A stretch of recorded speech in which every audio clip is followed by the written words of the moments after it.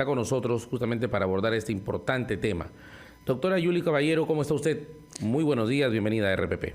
Muy buenos días, Ruperto, buenos días, Andrea, y a todas las personas que nos están viendo y escuchando en este momento. Es importante, justamente, doctora, como indicaba Ruperto, conocer las cifras, ¿no? Actualmente. ¿Cuántas personas se han atendido de repente en todo el 2023 con respecto a ese trastorno, la depresión? Durante el 2023, el Ministerio de Salud, a través de sus diferentes servicios, ha tenido más de 280.000 casos atendidos por problemas relacionados a la depresión. Y según los estudios del INEI, la prevalencia anual de episodio depresivo es cerca del 10%. Esto de alguna manera nos refleja que es un trastorno bastante frecuente, porque así además tomamos en cuenta los estudios publicados por el CDC-MINSA de carga de enfermedad, los trastornos depresivos son una de las primeras causas que generan años de vida saludables perdidos, porque afecta el funcionamiento de la persona en el ámbito educativo, en el ámbito familiar, en el ámbito laboral. Doctora Yuli Caballero, ¿y cuál podría ser, por ejemplo, el escenario para identificar los síntomas de un cuadro depresivo? Sí, es muy importante primero saber o recordar que las emociones son parte de la vida y cumplen una función. Y en ese sentido, la tristeza como tal es una emoción normal, natural, que todas las personas podemos experimentar frente a una pérdida. Pero cuando esta tristeza se hace muy intensa, se sostiene, se prolonga, dura más de 2 semanas y viene acompañado de otras manifestaciones, como por ejemplo la pérdida del interés en cosas que usualmente nos motivaban, como la dificultad para poder disfrutar de las actividades del día a día, alteraciones del sueño, del apetito, cansancio, una mirada pesimista constante de las cosas, pero que también afecta nuestro desempeño en el día a día, con nuestra familia, con nuestros amigos, en el colegio, en la universidad, en el trabajo. Entonces, esto ya no es una tristeza que diríamos es normal en cualquier persona frente a una pérdida, sino ya estaríamos hablando de otra condición. Y en este caso podría ser un trastorno depresivo, que además hay que enfatizar que si lo identificamos oportunamente, podemos brindar un tratamiento y evitar que se complejice. Cuando la depresión se complica, la persona puede ausentarse del trabajo, puede ausentarse del colegio, además del sufrimiento que le causa a la misma persona y a la familia, puede devenir en ideas de tipo suicida o eventualmente, lamentablemente, puede llegar a quitarse la vida.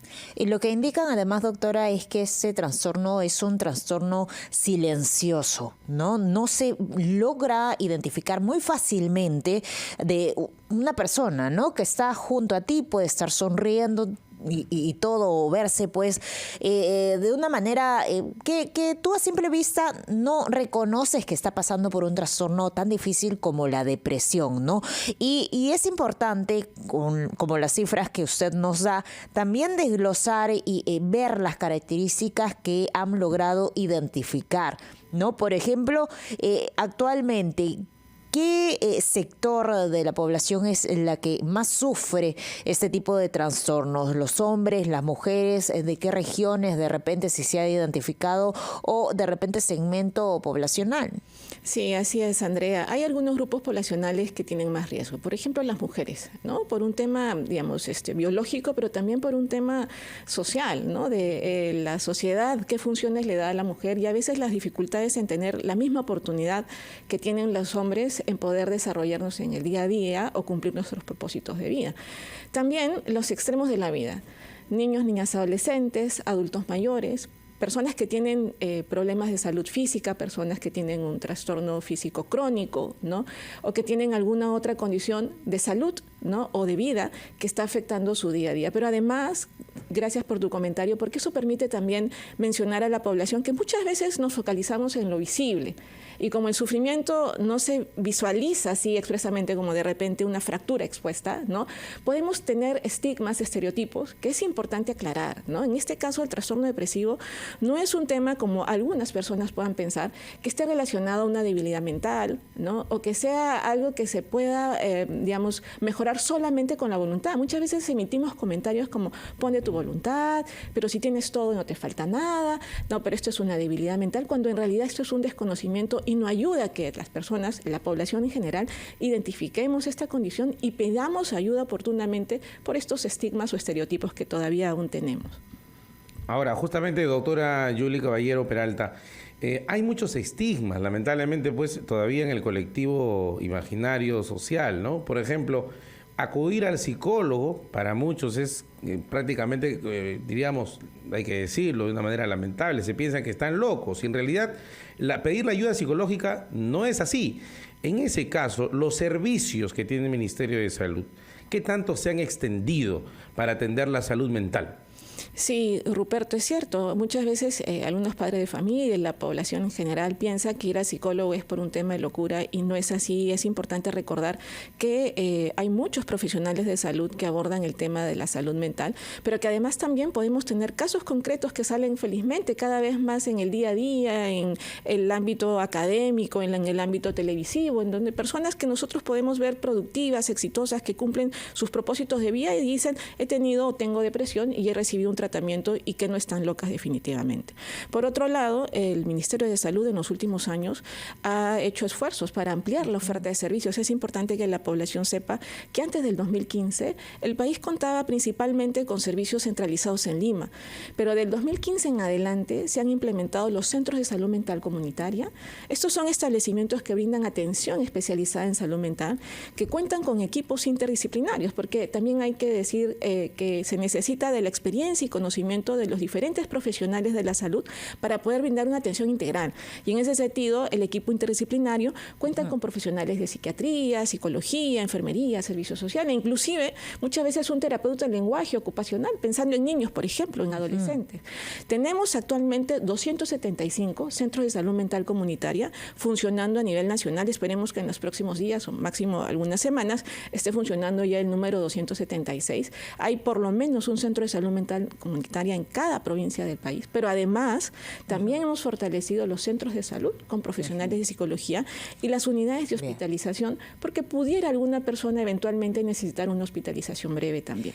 Bien, muchas gracias a la doctora Yuli Caballero. Vamos a ir a una breve pausa, pero le dejamos la pregunta planteada, porque en realidad es muy importante saber no solamente qué es la depresión, definirla como tal, sino identificarla y qué tratamientos se necesita para poder salir de ese trastorno. Estamos con la doctora Yuli Caballero, directora de salud mental del MINSA, médico psiquiatra además, que nos contaba acerca de cómo identificar, ¿no?, este trastorno tan difícil que a simple vista no se ve en las personas y el tratamiento al cual pueden tener, ¿no? ¿Cuánto tarda, por ejemplo, salir de la depresión?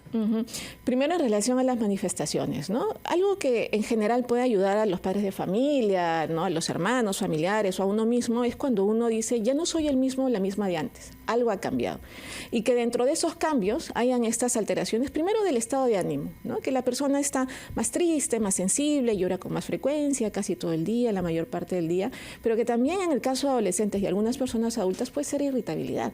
Reniega de todo, se frustra de todo muy fácilmente. Y que además viene acompañado de otros cambios. Ya no disfruta de las cosas. En el caso de los niños, le gusta jugar, salir con los amigos, ahora ya no, está metido en el cuarto, no quiere salir, ¿no? Y en el caso del adulto también. Antes disfrutaba de ir al cine, ir a una reunión, etcétera, ahora ya no. Y que por otro lado hay alteraciones del apetito, algunos ya no tienen ganas de comer o no disfrutan de los alimentos como antes y otras personas más bien comen demasiado, alteraciones del sueño, problemas para dormir, siento que no he dormido, estoy muy cansada, me meto a mi cuarto, siento que no tengo ganas de hacer, no rindo como antes, me olvido de las cosas y que además puedo tener pensamientos pesimistas, ¿no?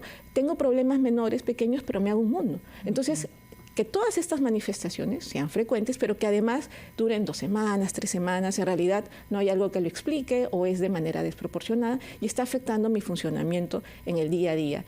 Y que sí, como mencioné en algún momento, viene acompañado de pensamientos tipo que ya no vale la pena vivir, ¿no? Mi familia estaría mejor sin mí, ¿no? Esto debe ser una señal de alerta aún mayor, de que necesitamos pedir ayuda a una persona de confianza, pero también es importante que la población sepa que el Ministerio de Salud cuenta con la línea 113.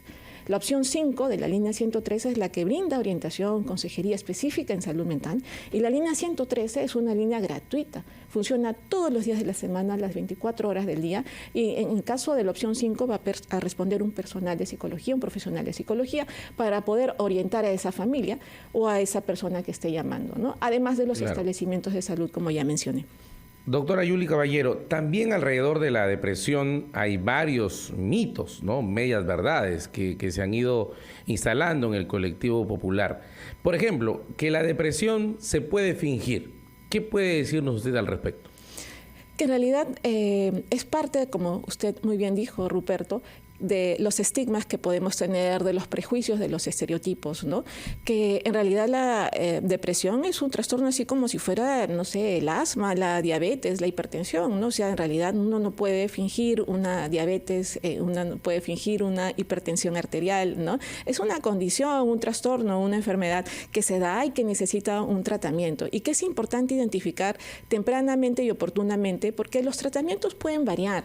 Hay depresiones que pueden ser leves, pero hay otras que son moderadas y severas. Dentro del tratamiento, estos incluyen la psicoterapia, porque la persona es importante que aprenda recursos, herramientas que lo ayuden a poder, sortear las dificultades del día a día o identificar aquellas causas que están empeorando mi situación emocional. Pero por otro lado, también habrán algunas personas que puedan necesitar medicación, ¿no? Porque así como una diabetes, por ejemplo, uno necesita una pastilla para regular sus niveles de azúcar en sangre. En el caso de la depresión también, algunas personas van a poder necesitar tomar un antidepresivo. Pero por otro lado, es importante tener esta mirada integral.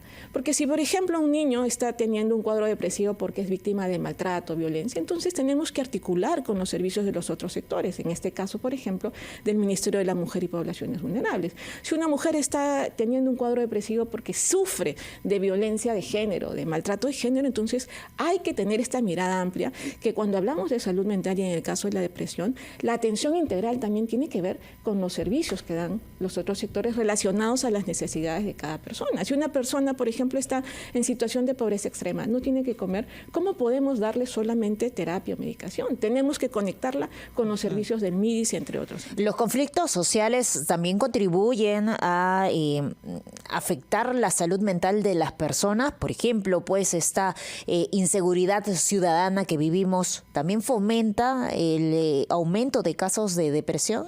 La salud en general, ¿no?, se ve afectada por los determinantes sociales, y la salud mental no es ajena a eso, ¿no? Al nivel de inseguridad, a los niveles de violencia en general, sean estos en el ámbito familiar, social o comunitario. Entonces son estos sí determinantes sociales que pueden afectar la salud mental, y en este caso ser un factor de riesgo para la depresión. Pero ahí también es importante mencionar los factores protectores, ¿no? Porque, claro, estos son factores de riesgo, pero las personas y las familias y las comunidades pueden tener factores protectores. Si las familias, por ejemplo, con el caso de los niños, que también se pueden deprimir, los adolescentes tienen un estilo de crianza, ¿no?, positivo, asertivo, de comunicación, entonces esto es un factor protector.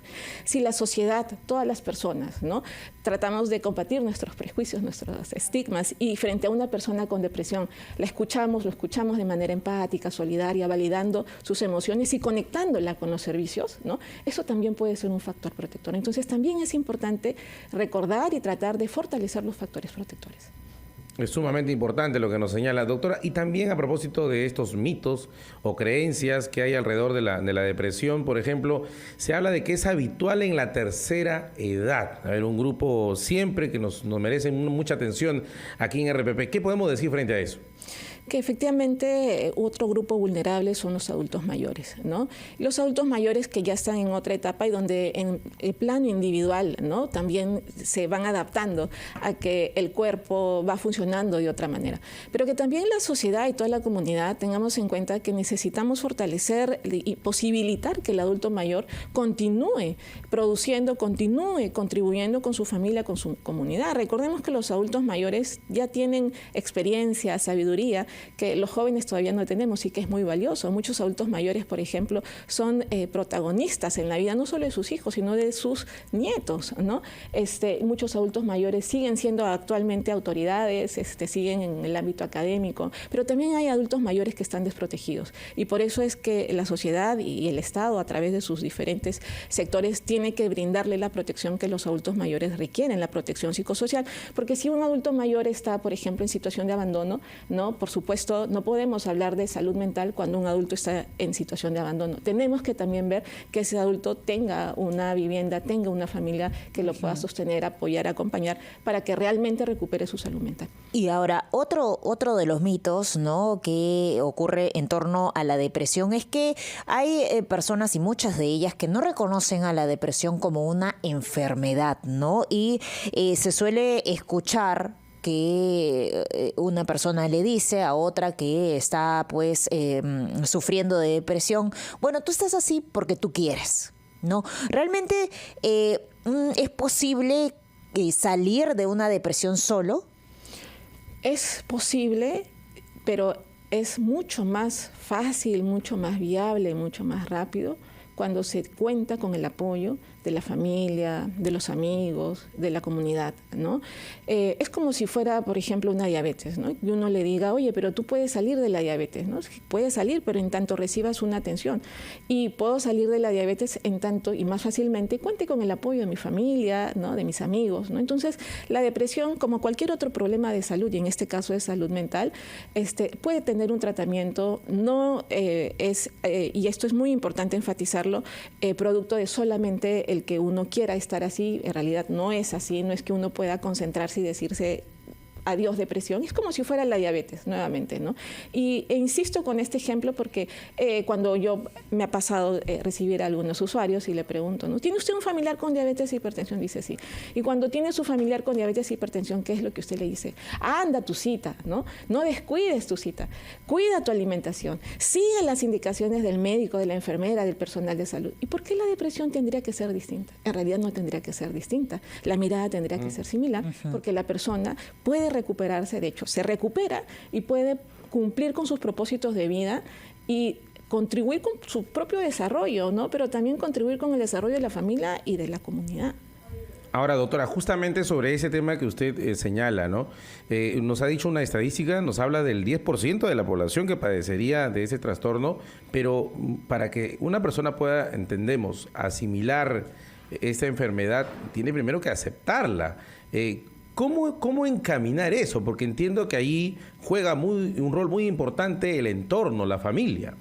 De todas maneras, ¿no? Es gravitante el apoyo que se tenga, pero también en el caso de la persona, ¿no? Cuando la persona siente que se le escucha de una manera empática, que se le pueda entender, que se validen sus emociones, entonces suele abrirse un poco más, reconocer, ¿no?, estas manifestaciones, porque les generan problemas, ¿no? Por ejemplo, yo recibo a algunas personas y me dicen, no puedo dormir, no tengo problemas también porque reniego mucho, me doy cuenta, yo no quiero estar así. Entonces también, y eso es importante mencionar, ¿no?, que la atención tiene que ser personalizada de acuerdo a las necesidades de cada quien y de su familia, ¿no? No se puede estandarizar y así como una comida instantánea rápida, ¿no?, empaquetar y esto es, ¿no? Se tiene que adecuar la atención integral de acuerdo a las necesidades, de tal manera que la persona pueda lograr identificar el beneficio que va a poder tener cuando reciba el tratamiento. Yo estoy segura, porque me ha pasado, que cuando nosotros identificamos las necesidades de la persona y escuchamos y de manera conjunta, ¿no? Mira, tú quieres mejorar esto,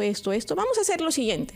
Vas a ver que vas a ir mejorando. Y si no, vamos a replantear, ¿no? Y con la familia también, porque muchas veces, como tú muy bien dijiste, Ruperto, la familia emite afirmaciones, comentarios que no ayudan.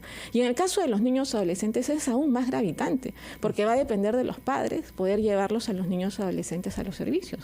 Muchos padres creen que la depresión es solamente de los adultos, y es importante mencionar que los niños también se pueden deprimir. Si bien es cierto que es en la adolescencia donde empieza a darse con más frecuencia, hay niños que también empiezan a deprimirse y que tienen que ver muchas veces, la gran mayoría de veces, con factores del entorno. Si uno mejora, y ahí tu pregunta, Andrea, que me quedé sin responder, ¿no?, de los tratamientos, ¿no? Depende de la severidad, si es leve, moderado o severo. Algunos casos de depresión puede ser suficiente con psicoterapia, intervenciones psicosociales, entre otras. Si un niño, por ejemplo, está sufriendo maltrato infantil, violencia escolar, bullying, ¿no?, tenemos que intervenir ahí podemos hacer terapia individual, familiar, y puede que el niño no necesite medicación, pero habrán otros casos en donde ya esto es moderado, severo, hay riesgo suicida, hay otras comorbilidades, ¿no? La depresión suele venir también con trastornos ansiosos, ahí de repente pueda necesitar medicación. Y termino mencionando que en algunos casos inclusive pueden tener que hospitalizarse brevemente y que el país cuenta actualmente con 49 unidades de hospitalización. En Lima tenemos la unidad de hospitalización en María Auxiliadora, en el Hospital Loaiza, que es importante que la población sepa también. Por supuesto, hay una salida al trastorno de depresión, así que si usted está escuchándonos ahora y tiene y necesita ayuda, no dude en acudir al 113, opción 5, para recibir una orientación adecuada acerca pues de la depresión. Muchas gracias a la doctora Yuli Caballero Peralta, ella es directora de salud mental del MINSA, médico psiquiatra, que nos ha dado detalles de cómo es la depresión, las cifras de las cuales sufre en nuestro país año tras año y obviamente el tratamiento adecuado y la orientación que se necesita. Muchas gracias. Muchas gracias.